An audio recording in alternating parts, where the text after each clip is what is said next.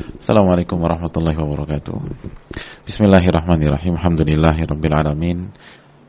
Wassalatu wassalamu ala asyrafil anbiya wal mursalin wa ala alihi wa sahbihi wa man sara ala nahjihi bi ihsanin ila yaumil ba'd. Hadirin Allah muliakan, alhamdulillah alladzi bi ni'mati tatimmus shalihat. Kita bersyukur kepada Allah Subhanahu wa taala yang dengan taufik, pertolongan dan hidayahnya amal-amal soleh itu bisa dikerjakan secara sempurna. Bukan karena kelebihan kita dan kemampuan kita, tapi karena kasih sayang Allah dan taufik dari Allah Tabaraka wa Ta'ala. Sebagaimana salawat beriring salam semoga senantiasa tercurahkan kepada junjungan kita Nabi kita Muhammadin alaihi salatu wassalam, beserta para keluarga, para sahabat dan orang-orang yang istiqomah berjalan di bawah naungan sunnah beliau sampai hari kiamat kelak. Allahumma inna nas'aluka ilman nafi'an wa na'udzubika min ilmin la yanfa'. Ya Allah, berikanlah kami ilmu yang bermanfaat dan lindungilah kami dari ilmu yang tidak bermanfaat. Hadirin sekalian, khususnya ibu-ibu sekalian, mohon maaf karena ada kendala teknis dari tadi, dan alhamdulillah Allah mudahkan, akhirnya kita bisa bersua setelah hampir 25 menit dari jam 10 tadi, dan itu pun dengan resiko bisa terputus di tengah jalan. Dengan risiko bisa terputus di tengah jalan dan durasi memang juga tidak bisa lama. Jadi kalau Allah takdirkan terputus, berarti memang ajalnya udah sampai di sana. Ajal kajian kita pada hari ini. Dan berarti kita disuruh belajar bersabar. Lalu kita disuruh untuk fokus pada yang bisa kita dapatkan walaupun sedikit, lalu bagaimana kita amalkan, bagaimana kita terapkan, dan bagaimana itu jadi ilmu nafi, jadi ilmu yang bermanfaat.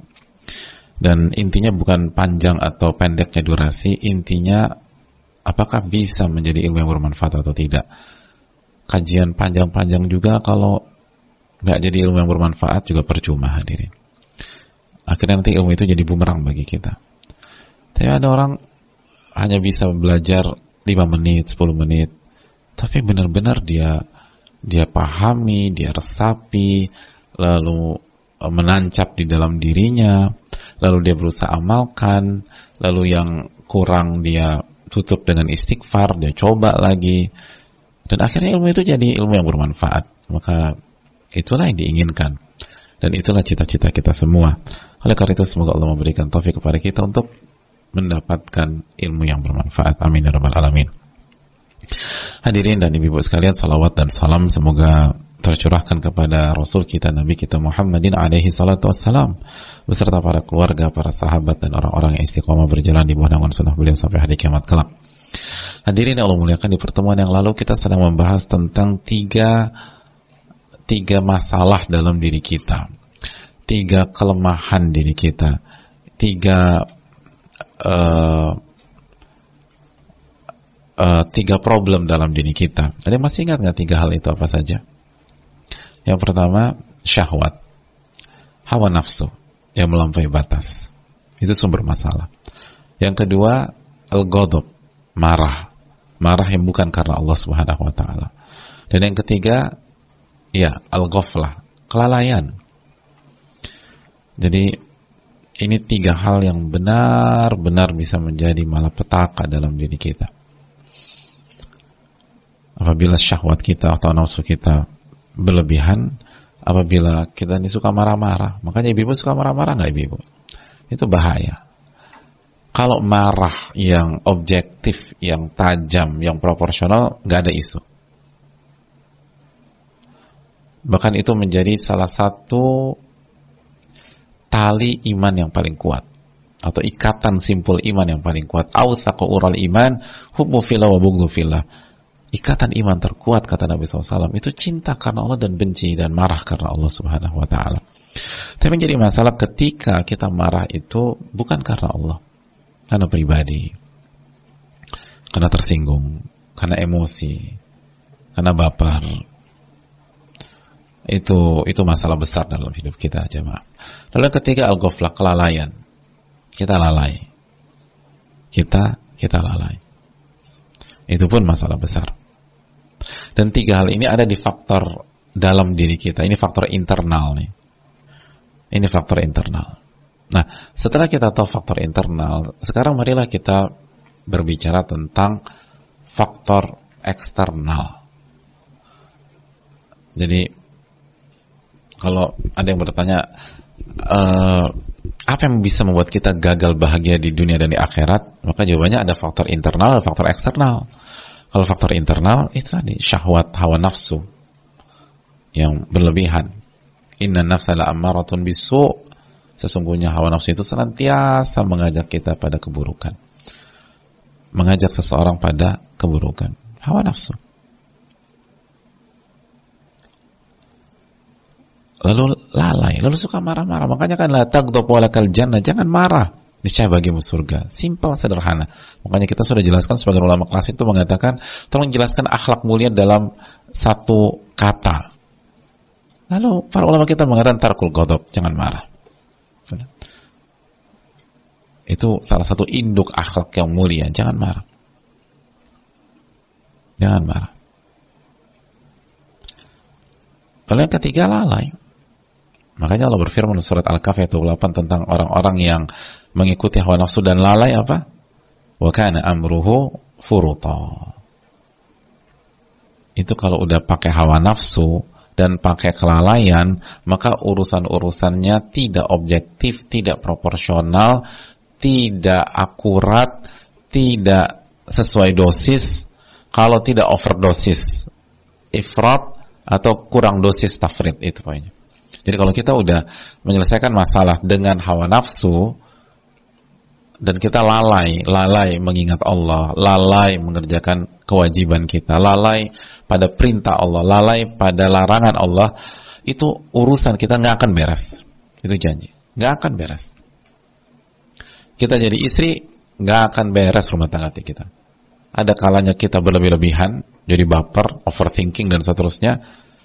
Ada waktu-waktu di mana kita ngeremehin aja, terserah deh, mau rumah berantakan kayak kapal pecah, mau orang masuk rumah nggak bisa bedain mana dapur mana kamar tidur kita, ada wajan lah di atas kasur, ada segala macam, wah nggak jelas deh.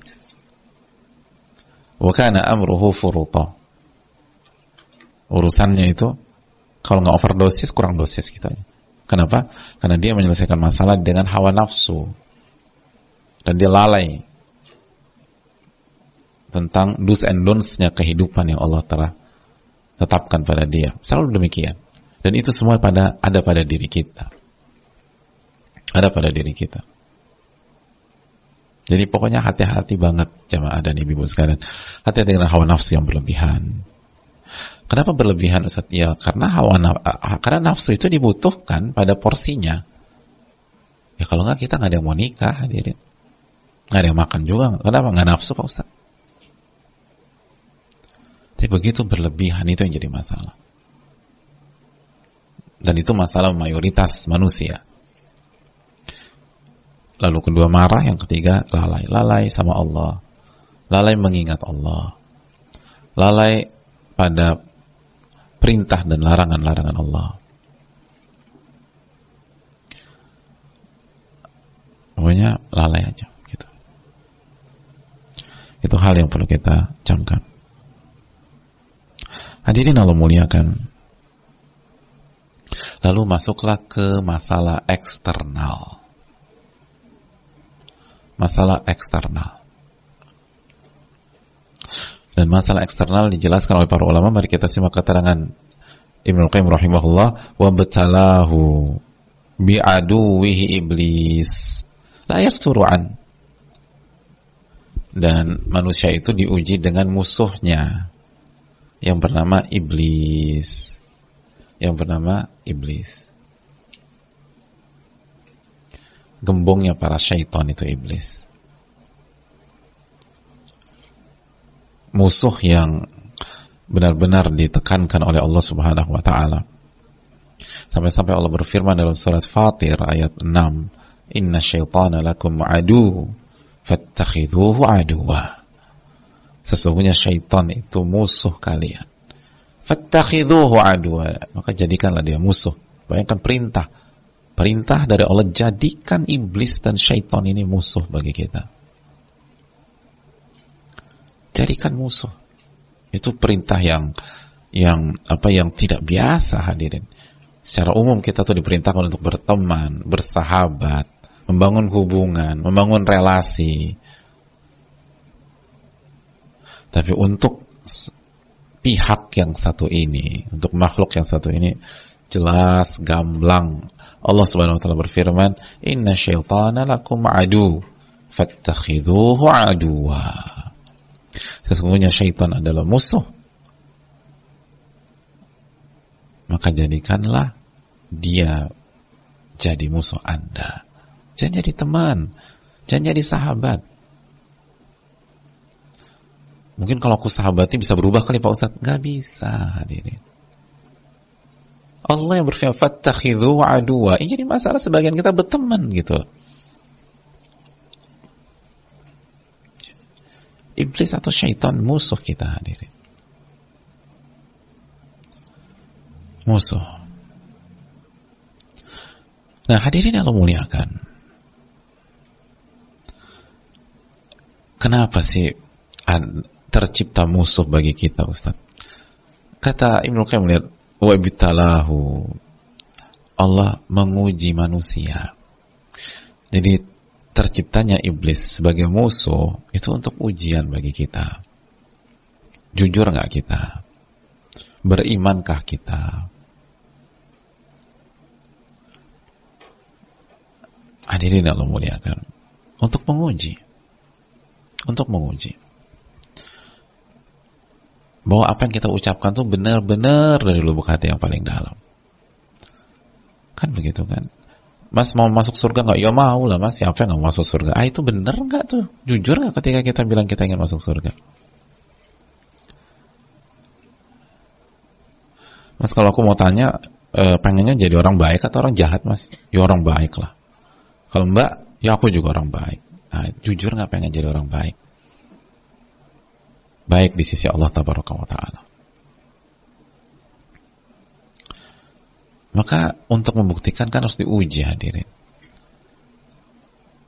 Itu sudah sunnatullah dalam kehidupan dunia, harus diuji. Maka Allah takdirkan ini untuk menguji kita. Wabtalahu bi'aduwihi iblis la yafturu'an. Dan iblis ini nggak main-main, hadirin. Ulama mengatakan la yafturu'an. Dia itu tuh musuh yang nggak pernah capek, yang nggak pernah jenuh menggoda kita. La yafturu'an.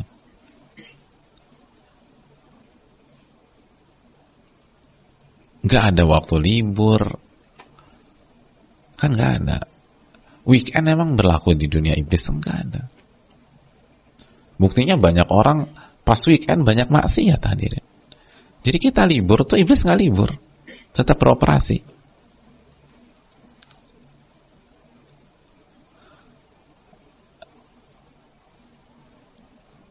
Nggak ada capek-capeknya. Dia lakukan segala cara, hadirin. Dan itu ucapan dia, hadirin. Iblis mengatakan dalam surat Al-A'raf ayat 16, qala fabima aghwaytani.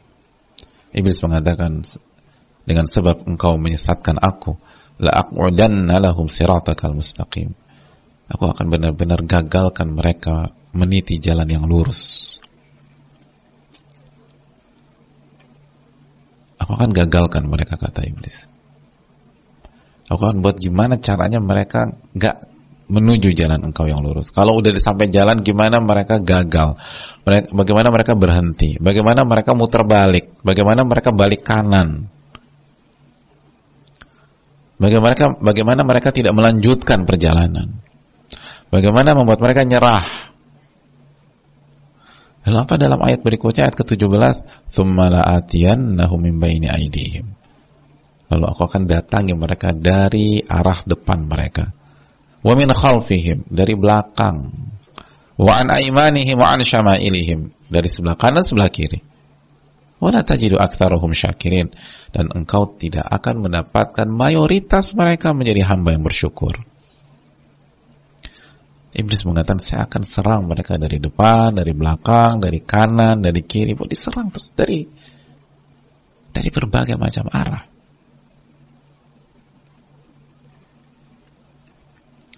Dari berbagai macam arah.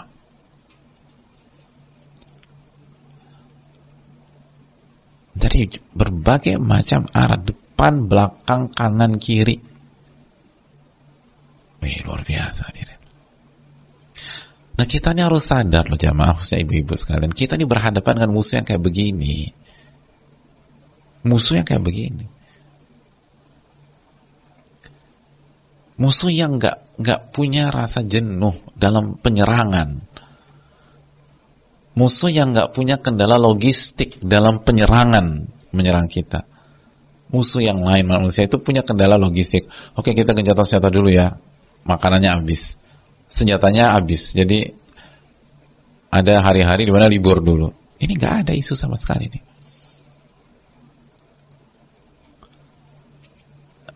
Nggak ada lowbat gitu lah. Live tour.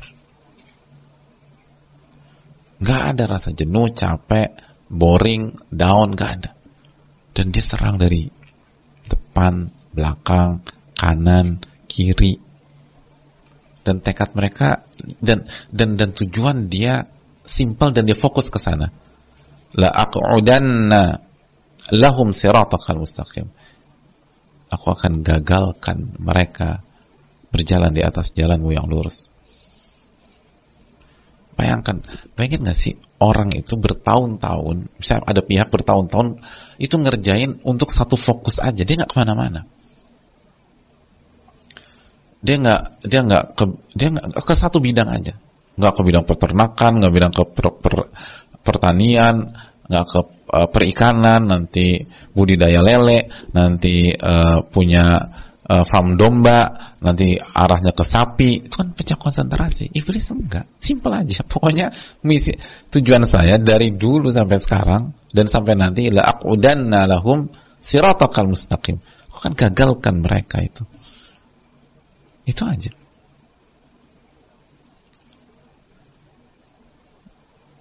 Gitu lah. Fokusnya ke sana. Makanya kan kita nggak pernah dengar baca ayat atau riwayat iblis bercocok tanam. Kayaknya enak juga bercocok tanam nih, nggak ada. Atau ke bidang pertambangan gitu, enggak. Batu bara masih lagi bagus nih gitu loh, nggak ada. Fokus. Gimana menjegal kita dari jalan yang lurus. Dan dia fokus ke sana. Dia fokus. Dan dia keluarkan seluruh kemampuan, diserang dari segala arah, dari depan, dari belakang, dari kanan, dari kiri.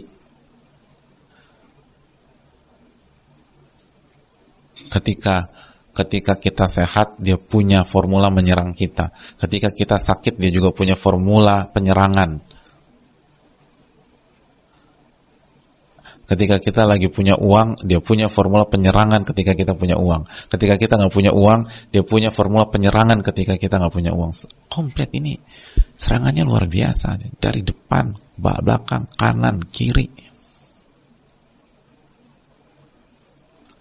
Ketika kita belum menikah, dia punya pola penyerangan pada saat kita jomblo. Kita nikah, ada formula baru lagi, ada pattern baru lagi, diserang kita. Pada saat kita single lagi, mungkin pasangan kita meninggal atau wafat, ada lagi baru. Dan selesai.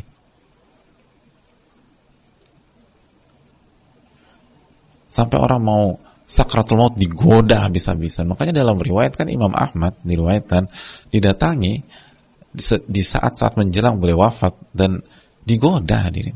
Dan godanya tuh jago banget. Dan diriwayatkan kan dia bilang, engkau telah selamat dari saya.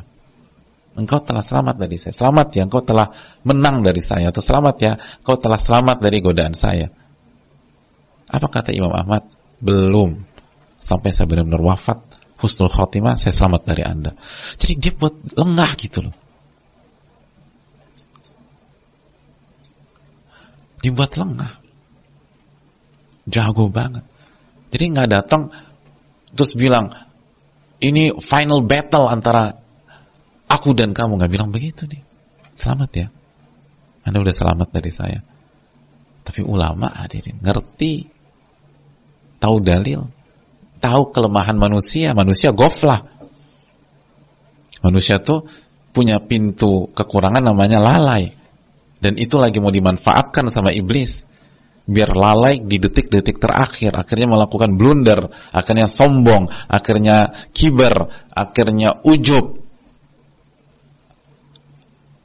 Kan itu mau nih.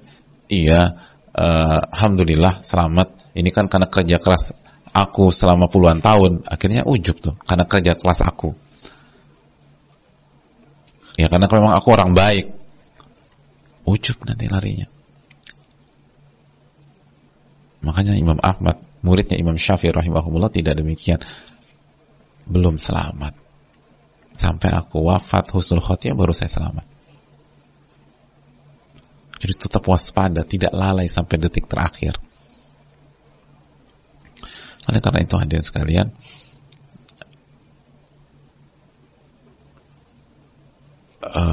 ujian dari luar yang sangat menakutkan adalah serangan-serangan iblis itu tadi hadir. Serangan dari syaitan yang nggak pernah futur, yang nggak pernah menurunkan tensi, yang nggak pernah jenuh menyerang kita dan fokus ke satu titik, gimana kita tergelincir. Bagaimana kita tergelincir. Allahu ta'ala alam bisawab. Kita buka sesi tanya jawab. Kita akan lanjutkan di pertemuan yang akan datang insyaallah ta'ala. Wassallallahu wasallam ala nabiyina Muhammad.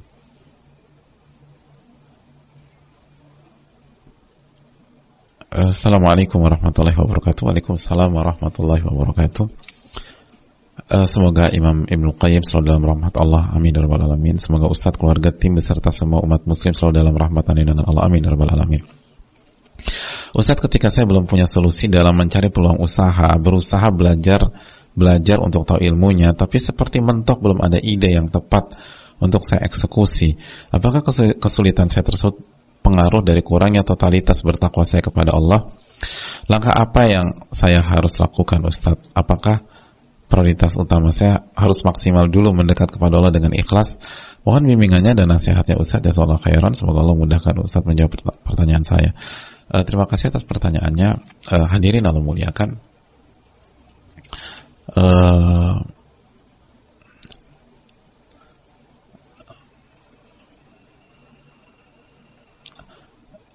Ada banyak faktor ya, tapi yang paling penting dalam kotak ini kan, ini tentang iman, tentang tawakal, lalu berusaha.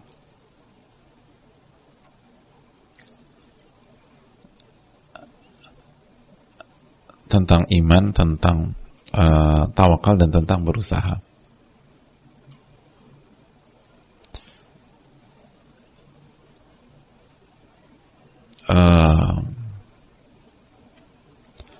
Hadirin Allah muliakan, kembali lagi kita bicara tentang hadis burung. Lau annakum tawakkaluna 'ala Allahi haqqa tawakkuli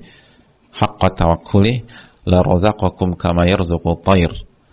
Kalau kalian benar-benar bertawakal sebagaimana tawakalnya kalau kalian bertawakal dengan sebenar-benar tawakal yang sejati, maka Allah akan berikan rizki kepada kalian sebagaimana Allah berikan rizki kepada seekor burung. Taglu khimasan taruhu bitana. Burung keluar dalam kondisi lapar di pagi hari dan pulang di sore hari dengan perut kenyang.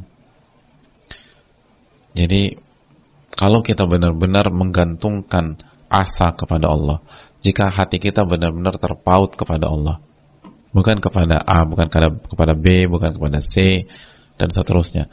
Ketika kita benar-benar yakin bahwa Allah Ar-Razzaq, ketika kita yakin terhadap surat Thaha 132 misalnya, la nas'aluka rizqa nahnu narzukuk wal 'aqibatu littaqwa, kami enggak meminta rizki dari kalian, sebagaimana kami enggak nuntut kalian memberikan rizki kepada makhluk-makhluk kami yang memberikan rizki kepada kalian. Wal 'aqibatu littaqwa, dan ending selalu untuk orang yang bertakwa. Jadi Allah berfirman, kami nggak pernah minta rezeki kepada kalian, dan kami nggak pernah minta kalian untuk kasih rezeki kepada anak kalian, kepada istri kalian, kepada yang lain. Kami akan kasih rezeki. Nahnu narzuqukum. Kami akan kasih rezeki. Yang kami minta kalian tuh bertakwa. Yang kami minta tuh kalian tuh bertauhid, beriman, lalu berjuang. Lakukan proses, jangan milah-milih. Kalau memang adanya bidang ini selama halal, berkah, jalani. Biar nanti Allah buka bidang-bidang yang lain ke depan. Kadang-kadang kita terlalu picky, terlalu idealis di awal, akhirnya nggak jalan-jalan.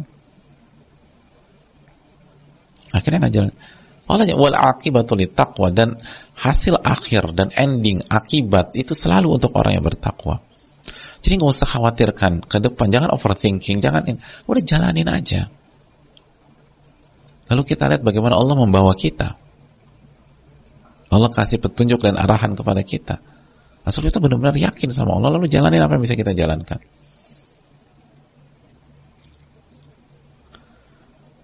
Dan eksekusi itu harus kuat, hadirin. Artinya jangan terlalu akhirnya lemas sebelum bertanding, lemas sebelum berjuang.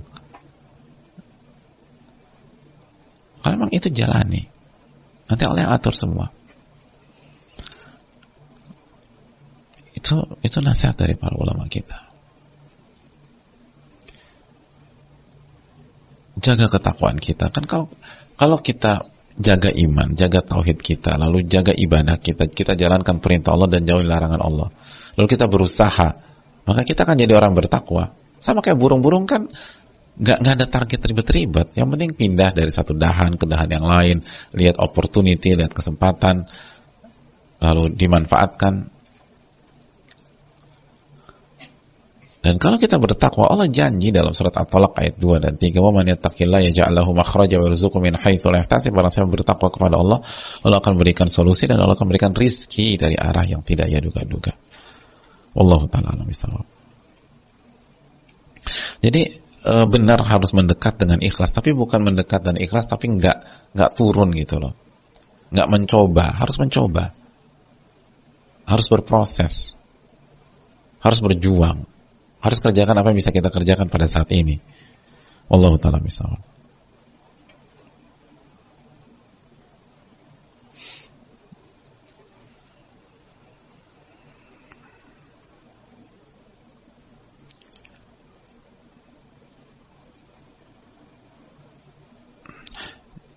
Assalamualaikum warahmatullahi wabarakatuh. Waalaikumsalam warahmatullahi wabarakatuh. Semoga Allah merahmati Imam Ibnu Qayyim, keluarga, para ulama, ustadz, dan keluarga, tim kajian, dan keluarga, serta semua kaum muslimin dimanapun berada. Amin ya rabbal alamin wa iyyak. Begitu juga yang bertanya dengan pertanyaan ini dan pertanyaan sebelumnya. Izin bertanya, mohon saran Ustaz, kadang jika badan ini merasa lelah,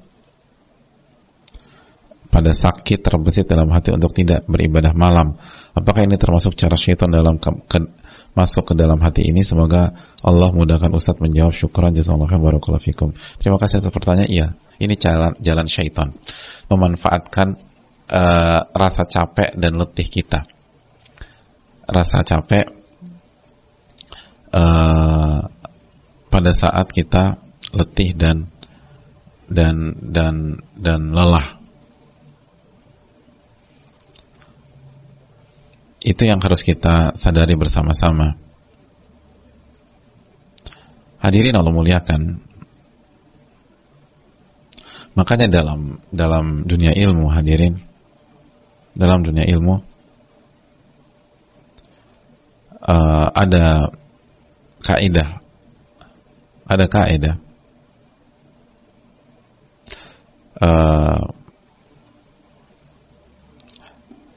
la yaqdil qadi wa huwa ghadban. Seseorang hakim tidak boleh memutuskan dalam kondisi marah.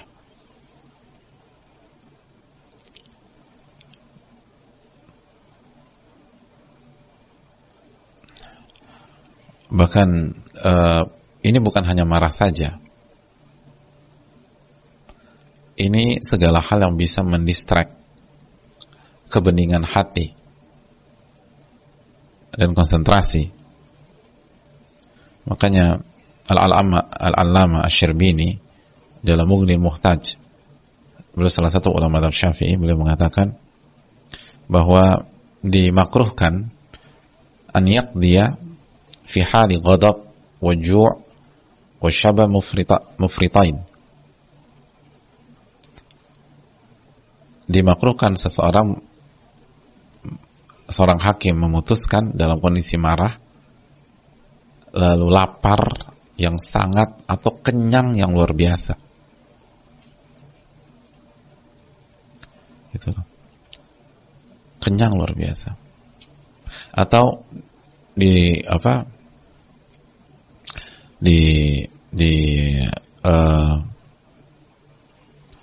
diluaskan lagi, atau ketika lagi sakit, atau benar-benar lagi sedihnya luar biasa, atau lagi ngantuk dan seterusnya. Termasuk ini lagi capek banget gitu. Dan itu ada larangan kan. Makanya dalam hadis kan layak di ahadun bainatin wa huwa ghadban. Maka tidak boleh salah seorang memutuskan perkara dua orang dalam kondisi marah. Dan seterusnya. Jadi ini menunjukkan bahwa kondisi fisik yang capek, yang letih, yang sakit, yang lelah, yang lagi sedih banget itu mempengaruhi kita, hadirin. Karena ini masuknya nanti ke ghaflah, kelalai. Lalu pertanyaannya tadi apa?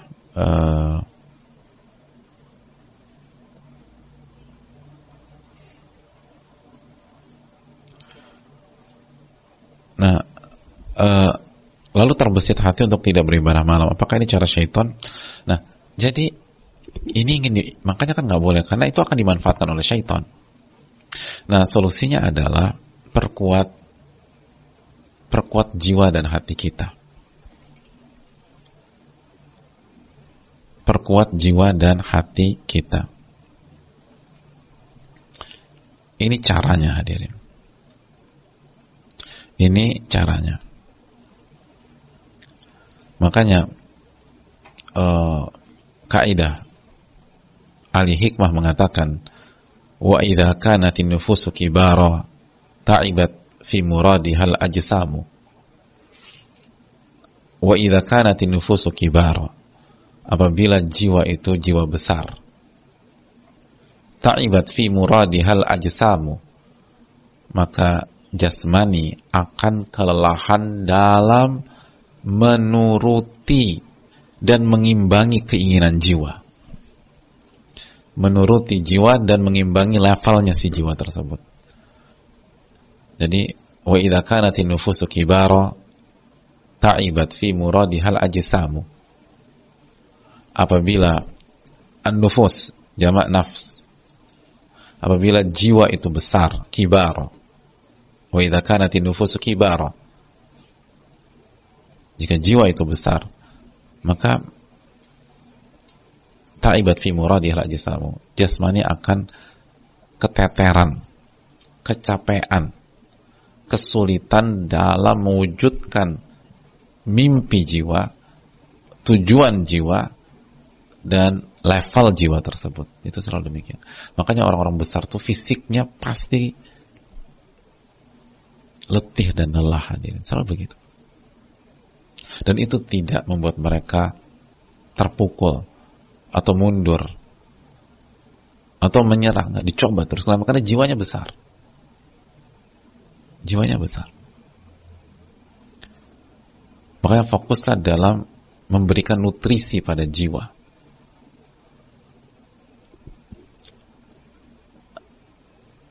Fokuslah dalam memberikan nutrisi pada jiwa.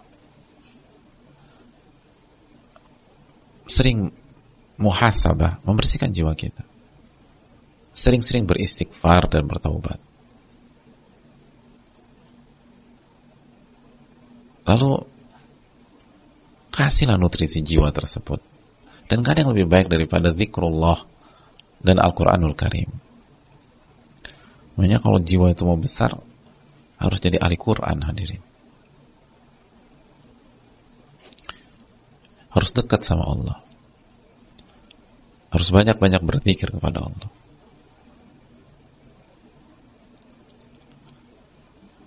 Itu kuncinya para ulama. Betul, kita tetap butuh istirahat. Tapi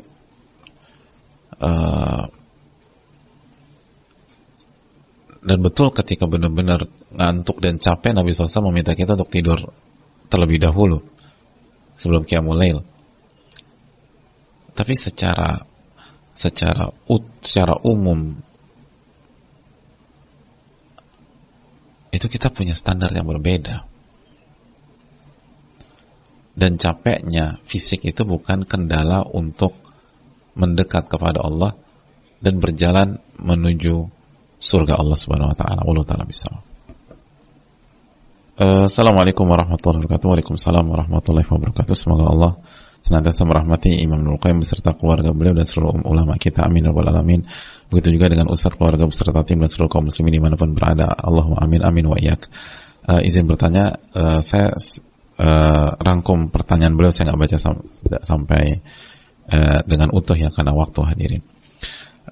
Izin bertanya Ustaz, suami saya bukan tipe laki-laki taat seperti pada umumnya.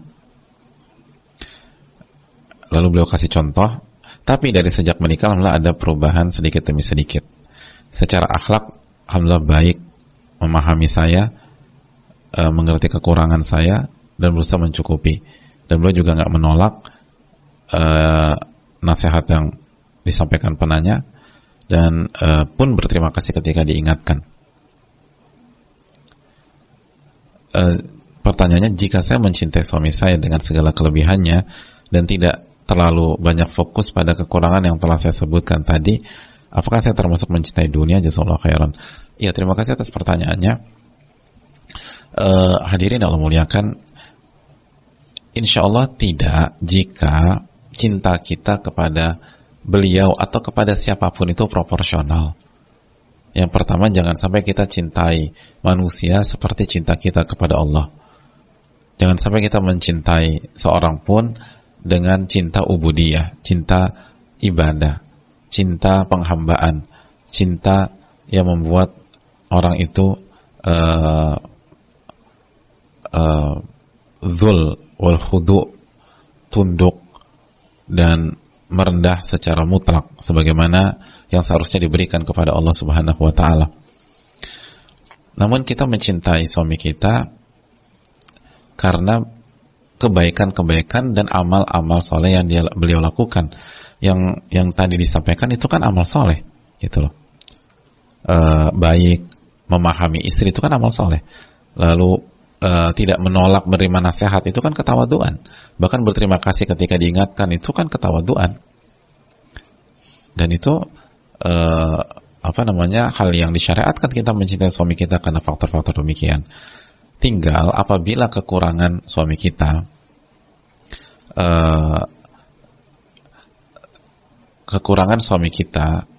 itu membuat hak Allah